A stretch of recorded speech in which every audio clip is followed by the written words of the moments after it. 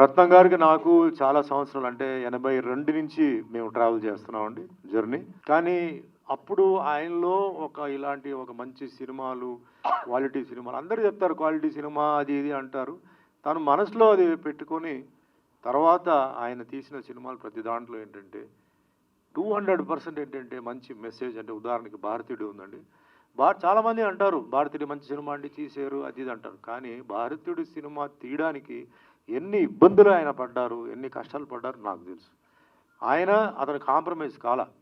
ఆయన ఏంటంటే డెఫినెట్‌లీ ఇది ఒక మంచి సినిమా అవ్వాలి, అవుతుందని చెప్పి కమల్ హాసన్ గారితో సినిమా తీయడం అంటే చాలా కష్టం. ఎందుకంటే నేను కమల్ హాసన్ గారి ఫ్యాన్ అండి.